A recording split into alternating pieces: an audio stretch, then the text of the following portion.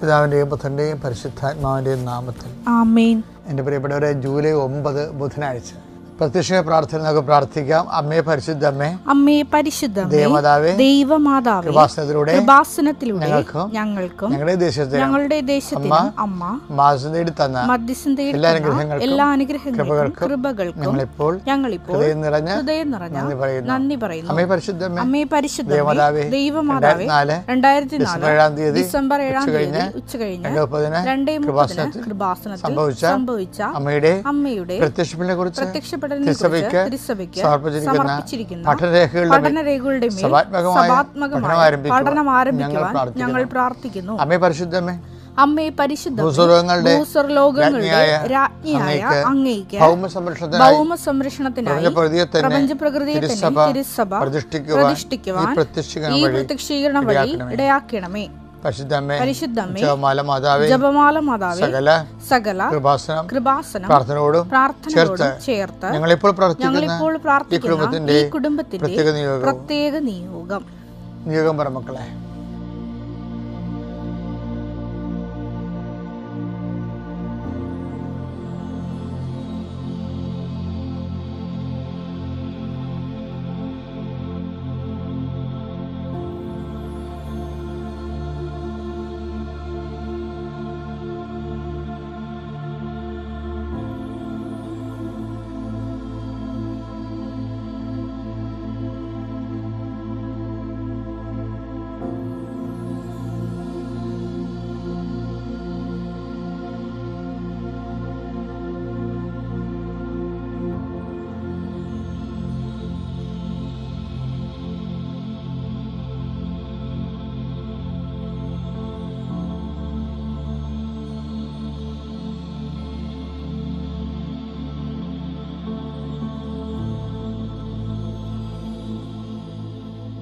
അമ്മയുടെ പ്രത്യക്ഷീകരണത്തിന്റെ അനുഗ്രഹവേളയിൽ ഞങ്ങൾക്ക് സാധിച്ചു തരുവാൻ കനിയണമേ. ആമേൻ. വിശ്വാസ പ്രമാണം. സർവശക്തനായ പിതാവും ആകാശത്തിന്റെയും ഭൂമിയുടെയും സൃഷ്ടാവുമായ ദൈവത്തിൽ ഞാൻ വിശ്വസിക്കുന്നു. അവിടുത്തെ ഏകപുത്രനും ഞങ്ങളുടെ കർത്താവുമായ ഈശോമിശിഹായിലും ഞാൻ വിശ്വസിക്കുന്നു. ഈ പുത്രൻ പരിശുദ്ധാത്മാവിനാൽ ഗർഭസ്ഥനായി കന്യകാമറിയത്തിൽ നിന്ന് പിറന്ന് പൊന്തിയോസ് പീലാത്തോസിന്റെ കാലത്ത് പീഡകൾ സഹിച്ച് കുരിശിൽ തറയ്ക്കപ്പെട്ട് മരിച്ച് അടക്കപ്പെട്ട് പാതാളങ്ങളിൽ ഇറങ്ങി മരിച്ചവരുടെ ഇടയിൽ നിന്ന് 3-ാം നാൾ ഉയർത്ത് സ്വർഗത്തിലേക്ക് എഴുന്നള്ളി സർവശക്തിയുള്ള പിതാവായ ദൈവത്തിന്റെ വലതുഭാഗത്തിരിക്കുന്നു. അവിടെ നിന്ന് ജീവിക്കുന്നവരെയും മരിച്ചവരെയും വിധിക്കുവാൻ വരുമെന്നും ഞാൻ വിശ്വസിക്കുന്നു. പരിശുദ്ധാത്മാവിലും ഞാൻ വിശ്വസിക്കുന്നു. വിശുദ്ധ കത്തോലിക്കാ സഭയിലും പുണ്യവാന്മാരുടെ ഐക്യത്തിലും പാപങ്ങളുടെ മോചനത്തിലും ശരീരത്തിന്റെ ഉയർപ്പിലും നിത്യമായ ജീവിതത്തിലും ഞാൻ വിശ്വസിക്കുന്നു. ആമേൻ. സ്വർഗ്ഗസ്ഥനായ ഞങ്ങളുടെ പിതാവേ, അങ്ങയുടെ നാമം പൂജിതമാകണമേ. അങ്ങയുടെ രാജ്യം വരണമേ. അങ്ങയുടെ തിരുമനസ് സ്വർഗത്തിലെ പോലെ ഭൂമിയിലും ആകണമേ. അന്നു വേണ്ടുന്ന ആഹാരം ഇന്ന് ഞങ്ങൾക്ക് തരണമേ. ഞങ്ങളോട് തെറ്റ് ചെയ്യുന്നവരോട് ഞങ്ങൾ ക്ഷമിക്കുന്നത് പോലെ ഞങ്ങളുടെ തെറ്റുകൾ ഞങ്ങളോടും ക്ഷമിക്കണമേ. ഞങ്ങളെ പ്രലോഭനത്തിൽ ഉൾപ്പെടുത്തരുതേ, തിന്മയിൽ ഞങ്ങൾ രക്ഷിക്കണമേ. ആമേൻ. നന്മ നിറഞ്ഞ മറിയമേ, സ്വസ്തി. കർത്താവ് അങ്ങയുടെ കൂടെ സ്ത്രീകളിൽ അങ്ങ് അനുഗ്രഹിക്കപ്പെട്ടവളാകുന്നു. അങ്ങയുടെ ഉദരത്തിൻ ഫലമായി ഈശോ അനുഗ്രഹിക്കപ്പെട്ടവനാകുന്നു. പരിശുദ്ധ മറിയമേ, തമ്പുരാന്റെ അമ്മേ, പാപികളായ ഞങ്ങൾക്ക് വേണ്ടി ഇപ്പോഴും ഞങ്ങളുടെ മരണസമയത്തും തമ്പുരാനോട് അപേക്ഷിക്കണമേ. ആമേൻ. എൻ്റെ കർത്താവ് ഇന്നുമായ നാമത്തിൽ സഭയുടെ അധികാരത്തെക്കുറിച്ചിൻ്റെ അടയാളത്തെ ദൈവത്തിൻ്റെ ശക്തിയാൽ ഞാൻ മക്കളെ ആസ്വദിക്കുന്നു. കർത്താവ് കട കമ്പോളങ്ങൾ, വ്യാപാര വ്യവസായങ്ങൾ, അധ്വാന മാർഗങ്ങൾ, സർവീസ് മേഖലകൾ, അവിടെ എല്ലാം അനുഭവിക്കുന്ന പ്രശ്നങ്ങൾ, ജോലിയില്ലാത്തവരുണ്ട്, വീടില്ലാത്തവരുണ്ട്, ബ്യൂട്ടി പാർലർ പൂട്ടാൻ പോകുന്നവരുണ്ട്, അതുപോലെ തന്നെ ഓരോരോ സർവീസ് സെൻറ്റേഴ്സ് അടക്കാൻ പോകുന്നവരുണ്ട്. ഈ ഗതി കിട്ടാതെ വിദേശ രാജ്യങ്ങളിലേക്ക് നാട് വിട്ട് പോകുന്നവരുണ്ട്. നിൻ്റെ തൊഴിൽ സംരംഭങ്ങൾ ആശീർവദിക്കുന്നു. തൊഴിലില്ലാത്തവർക്ക് തൊഴിൽ ലഭിക്കുന്നതിന് വേണ്ടി പുതിയ ഒരു വിഷയം അവരുടെ ജീവിതത്തിൽ കടന്നു വരാൻ ഇത് ചെയ്താൽ ശരിയാകും, ഇതാണ് വഴി, ഇതിലേ പോകുക എന്ന് പറഞ്ഞുകൊണ്ട് കർത്താവെ പുതിയ വഴി കാണിച്ചുകൊണ്ട് ആ വഴിയിലൂടെ അട്ടിത്തെളിച്ചു കൊണ്ടുപോകുന്ന നിൻ്റെ ഇടയ ചൈതന്യത്തെ ആദരിക്കുകയും ആരാധിക്കുകയും ചെയ്യുന്നു. എൻ്റെ കർത്താവിൻ്റെ ഉന്നതമായ നാമത്തിൽ സഭയുടെ അധികാരത്തിൽ വിദ്യാഭ്യാസ മേഖലകളിലെ കുഞ്ഞുങ്ങൾ അനുഭവിക്കുന്ന മേൽഗതിക്ക് വേണ്ടി ഉയർന്ന വിദ്യാഭ്യാസത്തിന് വേണ്ടി ശ്രമിക്കുന്നവർക്ക് അഡ്മിഷൻ കിട്ടാതിരിക്കുകയും അവർക്ക് ഏത് സബ്ജക്റ്റ് എടുക്കണം, ഏത് കോളേജിൽ നിനക്ക് വന്ന് കൺഫ്യൂഷൻ കൊണ്ട് പ്രാർത്ഥിക്കുന്ന മക്കളും അവരുടെ മാതാപിതാക്കന്മാരെ ഈ നിമിഷം ഞാൻ ആശീർവദിക്കുന്നു. Lord Jesus Christ fire finger soak with precious blood, Lord infuse spirit of power and grace. അതായത് ഇപ്പോൾ ആദിമസഭയിൽ ആൾക്കാർ നന്മ ചെയ്തുകൊണ്ട് ഇരുന്നത് എങ്ങനെയാണെന്ന് അറിയാമോ? തിന്മ ചെയ്യാൻ സാധിക്കാതിരുന്നതിൻ്റെ കാരണം നന്മ ചെയ്യുന്നവരുടെ എണ്ണം 90%, തിന്മ ചെയ്യുന്ന ആൾക്കാർ 10%. അതുകൊണ്ടാണ് നമുക്ക് ചുറ്റും സാക്ഷികളുടെ മഹാസമൂഹം ഉള്ളതുകൊണ്ട് അത് അയ്യോപാപികളായിട്ട് തിന്മയിലേക്ക് വീഴുന്ന ആൾക്കാർ അവരുടെ ഭാരം നീക്കിക്കളയണം. ഇവരെ കണ്ട് വേണം, ഇവരെ കണ്ട് ജീവിച്ചാൽ സുവിശേഷം 100% ജീവിക്കാവുന്നതാണ് ആദിമസഭ നൽകുന്ന പാഠം. അപ്പോൾ എപ്പോഴും നമ്മൾ ചെയ്യുന്നത് ഇതിൻ്റെ എല്ലാം ചെന്ന് അവസാനിക്കുന്ന എൻ്റെ അടിവേരെന്താണ്? യേശു കർത്താവാണെന്ന് ഹൃദയത്തിൽ വിശ്വസിക്കണമാണ്. അത് ഹൃദയത്തിൽ അംഗീകരിക്കുകയാണ്. വിശ്വാസവും അംഗീകാരവും 2 കാര്യങ്ങളാണ്. വിശ്വാസം ഒരു നോർമലായിട്ടുള്ള വഴിയുണ്ട്, ഒരു ഇഫക്റ്റീവായിട്ടുള്ള വഴിയുണ്ട്. ദൈവം ഉദ്ദേശിക്കുന്നത് ഇഫക്റ്റീവായിട്ട് വഴിയാണ്. അപ്പം നിങ്ങളവർക്ക് ഇങ്ങനെയൊക്കെ ജീവിക്കാൻ പറ്റുമോ? തീർച്ചയായിട്ടും ജീവിക്കാൻ പറ്റും. കാര്യം ജീവിച്ച് കാണിക്കുന്ന അനേകം മനുഷ്യർ നമുക്ക് ചുറ്റുമുണ്ട്. അതുകൊണ്ടാണ് പൗലോസ് അപ്പോസ്തലൻ പറയണത്, എന്താ പറയണത്? നമുക്ക് ചുറ്റും സാക്ഷികളുടെ ഒരു സമൂഹം ഉള്ളത് കൊണ്ട്. ഹെബ്രായർ 12:1 നമുക്ക് ചുറ്റും കേട്ടോ, നമുക്ക് ചുറ്റും സാക്ഷികളുടെ വലിയ സമൂഹമുള്ളതിനാൽ നമ്മളെ വിഷമിപ്പിക്കുന്ന ഭാരവും പാപവും നമുക്ക് നീക്കിക്കളയാം. എന്താ കാര്യം? ആദിമസഭയുടെ ഒരു സ്റ്റാറ്റസ് ആണത്. കാര്യം എന്താണ്? നമുക്ക് ചുറ്റും സാക്ഷികളുടെ മഹാപ്രളയമാണ്. നന്മകൾക്ക് വേണ്ടി ജീവിച്ച് ജയിച്ച ആൾക്കാരില്ലേ, ഒത്തിരി ആദിമസഭയിലുണ്ടായിരുന്നു. അപ്പം അതുകൊണ്ടാണ് പൗലോസ് അപ്പോസ്തലൻ പറയണത്, നമുക്ക് ഇടറേണ്ട ആവശ്യമില്ല. എന്താ കാര്യം? ജയിച്ച ആൾക്കാർ നമ്മുടെ കൂടെ ഉണ്ട്. ഈ കടൽ കാണുമ്പോൾ പേടിക്കണ്ട. ഈ കടൽ നീന്തി കയറിയ ആൾക്കാർ നമ്മുടെ കൂടെ ഉണ്ട്. അതുപോലെ തന്നെയാണ് ഇപ്പം ചോദിക്കും, അയ്യോ അങ്ങനെയൊക്കെ ചിന്തിച്ചാൽ ജീവിക്കാൻ പറ്റുമോ? ഇതെന്ന് വെച്ച് കഴിഞ്ഞാൽ ഓട്ടോമാറ്റിക് ക്രിസ്ത്യൻസ് ഒന്നും പറഞ്ഞ സംഭവമില്ലേ. ഓട്ടോമാറ്റിക് ക്രിസ്ത്യൻസിൻ്റെ കയ്യിലാണ് ഈ അപകടം എല്ലാം വന്നിരിക്കുന്നത്. കാരണം ജനിച്ചു പോയത് ഒരു ക്രിസ്ത്യാനി ആയിപ്പോയില്ലേ. അപ്പോൾ ജനിച്ചത് ചിലപ്പോൾ ബാറുള്ള അപ്പൻ്റെ മകനായിട്ട് ജനിച്ചെങ്കിൽ അവരും അത് നടത്തിക്കൊണ്ടിരിക്കും. അപ്പോൾ പക്ഷേ എന്താ പ്രശ്നം വെച്ച് കഴിഞ്ഞാൽ, അങ്ങനെയാണെങ്കിൽ ജീവിക്കാൻ പറ്റുമോ എന്ന് ചോദിച്ചാൽ ശരിയാണ്, അങ്ങനെ ജീവിക്കാൻ പറ്റത്തില്ല. ഒന്നെങ്കിൽ നിങ്ങൾ സഭയിൽ നിന്ന് പോകണം, എന്ന് ഏകപക്ഷീയമായിട്ട് പ്രഖ്യാപിക്കണം. ചില സമയത്ത് അധർവമായ പണം നമ്മുടെ കയ്യിൽ വന്നു ചേരും.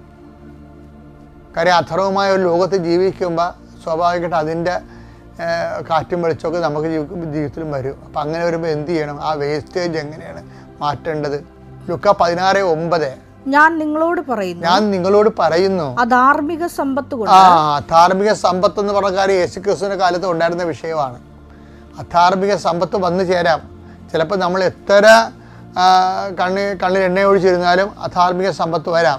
വന്നാൽ എന്ത് ചെയ്യണം? അത് നമ്മൾ വെച്ചോണ്ടിരിക്കരുത്. പിന്നെ എന്ത് ചെയ്യണം? അധാർമിക സമ്പത്ത് കൊണ്ട് നിങ്ങൾക്കായി സ്നേഹിതരെ സമ്പാദിച്ചുകൊള്ളുവിൻ. സ്നേഹിതന്മാരെ സമ്പാദിക്കണമെന്ന്. അത് നിങ്ങളെ കൈവിടിയുമ്പോൾ അധാർമിക സമ്പത്ത് എപ്പോഴും നിങ്ങളെ കൈവിടുന്ന ഉറപ്പാണല്ല.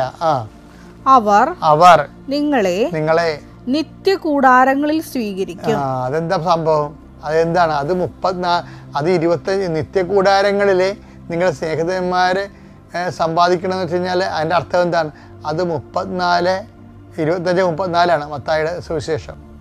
അനന്തരം രാജാവ് തന്റെ വലതുഭാഗത്തുള്ളവരോട് പറഞ്ഞു, അരുൾ ചെയ്യും, എന്റെ പിതാവിനാൽ അനുഗ്രഹിക്കപ്പെട്ടവരെ വരുവിൻ. ലോകസ്ഥാപനം അതാണ് നിത്യകൂടാരം. കണ്ടില്ലേ? ലോകസ്ഥാപനം മുതൽ നിങ്ങൾക്കായി സജ്ജമാക്കിയിരിക്കുന്ന രാജ്യം അവകാശപ്പെടുത്തുവിൻ. നിത്യകൂടാരങ്ങൾ അവകാശമാക്കാൻ എന്ത് ചെയ്ത്? എന്തുകൊണ്ടെന്നാൽ അടുത്ത വായിച്ച് എന്തെന്നാൽ എനിക്ക് വിശന്നു. സ്നേഹിതന്മാരെ സമ്പാദിക്കുകയാണ്. അധാർമിക സമ്പത്ത് കൊണ്ട് എനിക്ക് വിശന്നു, നിങ്ങൾ ഭക്ഷിക്കാൻ തന്നു. അപ്പൊ പാവത്തങ്ങൾക്ക് ഭക്ഷണങ്ങൾ കൊടുത്തുകൊണ്ട് ഈ അധാർമിക സമ്പത്ത് നമ്മുടെ കയ്യിൽ നിന്ന് കളയാം.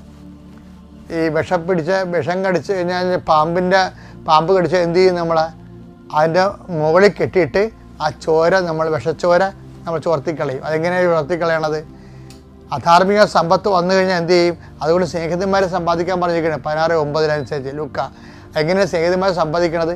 അത് മത്തായിയുടെ സുവിശേഷം 25:34 എന്തുകൊണ്ടാണ്? അനന്തരൻ രാജാവ് തൻ്റെ വലതുവശത്തുള്ളവർ പറഞ്ഞു, എൻ്റെ പിതാവിനാൽ അനുഗ്രഹീതരെ വരുവിൻ, ലോകാരംഭം ഒരുക്കിയിരിക്കുന്ന രാജ്യം കൈവശമാക്കിക്കൊള്ളുവിൻ. എന്തുകൊണ്ടെന്നാൽ എനിക്ക് വിശന്നു, നിങ്ങൾക്ക് ഭക്ഷണം, അടിസ്ഥാന സൗകര്യങ്ങൾ, പിന്നെ എനിക്ക് ദാഹിച്ചു, നിങ്ങൾ കുടിക്കാൻ തന്നു, എനിക്ക് ഞാൻ നഗ്നനായിരുന്നു, നിങ്ങളെന്നെ ഉടുപ്പിച്ചു. ഈ അധാർമിക സമ്പത്ത് വന്നാൽ ഉടനെ അത് നമ്മൾ എന്ത് ചെയ്യും? അത് നിത്യകൂടാരങ്ങൾ സ്നേഹിതമായി സമ്പാദിക്കാൻ വേണ്ടി മനുഷ്യന് അടിസ്ഥാന സൗകര്യം ഒരുക്കാൻ കൊടുക്കണം. അടിസ്ഥാന സൗകര്യം. ഇപ്പോൾ ഉരുൾ പൊട്ടി, കുറേ ആൾക്കാരുടെ വീട് പോയി, അവശേഷിക്കുന്നവർ നിലനിർത്തണം. നമ്മളെ അതിന് സ്ഥലം കണ്ടുപിടിക്കണം, അവർക്ക് വസ്ത്രം കൊടുക്കണം, അതുപോലെ അവർക്ക് ഭക്ഷണം കൊടുക്കണം. അപ്പോൾ ഈ അതുപോലെ അടിസ്ഥാന സൗകര്യങ്ങൾക്ക് വേണ്ടി ഉപയോഗിക്കണമെന്ന് പറഞ്ഞിരിക്കുന്നത്. എന്ന് പറഞ്ഞാൽ അടിസ്ഥാന സൗകര്യങ്ങൾക്ക് വേണ്ടി ഉപയോഗിക്കാൻ വേണ്ടി അധാർമിക സമ്പത്ത് കുന്നുകൂട്ടണമെന്നല്ല. അധാർമിക സമ്പത്ത് എന്ന് പറയുന്ന അധർമ്മം നമ്മളെ കടിച്ചു പോയാൽ മോളിൽ കെട്ടണം. അത് ഹൃദയത്തിലോട്ട് കയറാതിരിക്കാൻ വേണ്ടി. എന്നിട്ട് വിഷച്ചോര ഒഴുക്കിക്കളയണം. എങ്ങോട്ട് ഒഴുക്കിക്കളയണം? അതില്ലാത്തവന് കൊടുത്തുകൊണ്ട് അടിസ്ഥാന സൗകര്യം, മരുന്ന്, ഭക്ഷണം ഒക്കെ. ഈ മരുന്ന് ഭക്ഷണം കൊടുക്കുമ്പോൾ ഓർക്കണവേ, നിങ്ങൾ കൊടുക്കണതിന് ആർക്കും പറ്റും, കൊടുക്കണതിന് ആർക്കും വേണ്ടി കുഴപ്പമില്ല. പക്ഷേ നിങ്ങൾ കൊടുക്കുമ്പോൾ സിമ്പതിയായിട്ട് കൊടുക്കരുത്, എമ്പതിയായിട്ട് കൊടുക്കണം. എന്താ കാര്യം? അതാണ് അവിടെ ഈശോ തിരിച്ചു പറയുന്നുണ്ട്. സിമ്പതറ്റിക്കലായിട്ടുള്ള അഭ്യാസം കാണിക്കരുത്. അയ്യോ പാവം കഷ്ടം എന്ന് പറഞ്ഞാണ് സിമ്പതി. മറ്റു പറഞ്ഞല്ല, അത് ഞാനാണെന്ന് പറയുമ്പോൾ എമ്പതിയാണ് ആ സംഭവം. അനുകമ്പയേക്കാൾ ഉപരി വലുതാണ് അത്. അനുകമ്പ സിമ്പതിയാണ്. അയ്യോ ഉരുളുപൊട്ടിയല്ല, ആൾക്കാരുടെ വീട് പോയല്ല, കഷ്ടം എന്ന് പറയുന്നതാണ് സിമ്പതി. പക്ഷേ എമ്പതി എന്ന് പറഞ്ഞാൽ എന്താണ്? ഞാനാണ് ഉരുളുപൊട്ടിയിരിക്കണത്, എനിക്ക് എൻ്റെ വീട് പോയത് എന്ന് പറയണമെങ്കിൽ ക്രിസ്തു എന്നിൽ ജീവിക്കണം. ക്രിസ്തു എന്നിൽ ജീവിക്കുമ്പോഴാണ് മറ്റതും ക്രിസ്തു ആണെന്ന് നമുക്ക് തോന്നുന്നത്. അതാണ് ഈശോ പറയണത്, എനിക്ക് വിശന്നു, നിങ്ങളെനിക്ക് ഭക്ഷണം തന്നു എന്ന്. എമ്പതിയാണ് അവിടെ. പല ആൾക്കാരും സിമ്പതികളായിട്ടും പലപ്പോഴും വരുന്ന, അതുകൊണ്ട് സിമ്പതിക്കലായിട്ടാണ് ചെയ്യുക. സൽപ്രവർത്തികൾ ചെയ്യുന്നുണ്ട്, പക്ഷേ സിമ്പതിക്കലായിട്ടാണ് ചെയ്യണത്. സിമ്പതിക്കായിട്ട് ഇതിനെ വർക്കൗട്ട് ചെയ്യത്തില്ല. മറിച്ച് എന്താണ്? എമ്പതറ്റിക്കലായിട്ടാണ് ചെയ്യേണ്ടത്. അത് കർത്താവാണെന്ന് നോക്കി ചെയ്യണം. അതാണ് എനിക്ക് വിശന്നു, എനിക്ക് ദാഹിച്ചു, ഞാൻ പരദേശിയായിരുന്നു എന്നൊക്കെ പറയണത്. അവിടെ ദൈവത്തെ കാണാനാണ് പറയണത്. അപ്പോൾ ദൈവത്തെ കണ്ടുകൊണ്ട് ഈ അധാർമിക സമ്പത്ത് അവർ ദൈവത്തെ കണ്ടുകൊണ്ട് ദൈവത്തിന് വേണ്ടി തന്നെയാണ് അത് ചെയ്യണത്. എന്ന് വെച്ച് കഴിഞ്ഞാൽ എന്താണ്? അത് ദൈവത്തിന് വേണ്ടി തന്നെ കൊടുത്ത് നമ്മുടെ ദൈവത്തിൻ്റെ പേരിൽ അത് അർഹിക്കുന്നവർക്ക് കൊടുത്തുകൊണ്ട് ആ ചാപ്റ്റർ നമ്മൾ വിശുദ്ധിയിലേക്ക് പ്രാർത്ഥിക്കാൻ കഴിയും. ഇപ്പോൾ സഭയിൽ നിന്ന് പോകേണ്ട കാര്യമൊന്നുമില്ല. സഭയിൽ നിന്നുകൊണ്ട് തന്നെ നിൻ്റെ അധാർമിക സമ്പത്ത് മുഴുവനും നിനക്ക് വിഷം മുഴുവൻ ഒഴുക്കിക്കളയാം. അപ്പോൾ നിങ്ങളയ്യോ എൻ്റെ മക്കൾക്ക് വേണ്ടി സമ്പാദിപ്പിക്കണം എന്നൊക്കെ പറയത്തില്ലേ? ചില മക്കളെ എന്തുകൊണ്ടാണ് തല തിരിഞ്ഞ് ദുർവിന് പോണതിൻ്റെ കാരണത്താൽ അവിടെ കയ്യിൽ അപ്പന്മാരും പൂർവ്വം സംഭവിച്ച അധാർമിക സമ്പത്തുണ്ടാകും. സംശയമില്ല കാര്യത്തിൽ.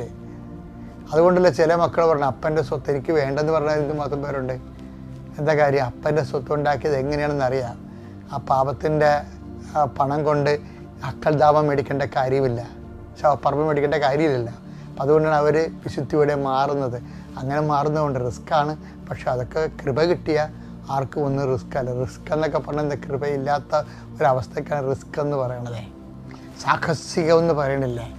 ആരൊക്കെ സഹായിക്കാൻ കർത്താവില്ലാത്തപ്പോഴല്ലേ സാഹസികം ഉണ്ടാകണത്.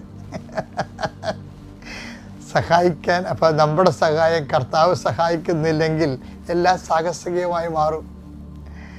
കർത്താവ് സഹായിക്കുന്നില്ലെങ്കിൽ ഇപ്പം കർത്താവിനെ കൂടെ നിർത്തുക എന്നുള്ളതാണ് എന്ന് പറയുമ്പോൾ സാഹസികം പോലും ഇല്ലാതെ ഇരിക്കും. ഇപ്പോൾ അനായാസമായിട്ട് സാഹസികമല്ലാത്തൊരു ജീവിതം സാഹസികം പോലെ ജീവിക്കാനാണ് കർത്താവിൻ്റെ സഹായത്തിന് വിളിക്കുന്നത്. Praise the Lord. അത്യപൂർവ ദൈവാനുഭവങ്ങൾ ഇനി നിങ്ങൾക്കും സ്വന്തം. ഈ യൂട്യൂബ് ചാനൽ ഇതുവരെ സബ്സ്ക്രൈബ് ചെയ്തിട്ടില്ലെങ്കിൽ ഇപ്പോൾ തന്നെ സബ്സ്ക്രൈബ് ചെയ്യുക. ഈ വീഡിയോ ഇപ്പോൾ തന്നെ നിങ്ങളുടെ സുഹൃത്തുക്കൾക്ക് ഷെയർ ചെയ്തുകൊണ്ട് കർത്താവിൻ്റെ പ്രേക്ഷിതരാകുക.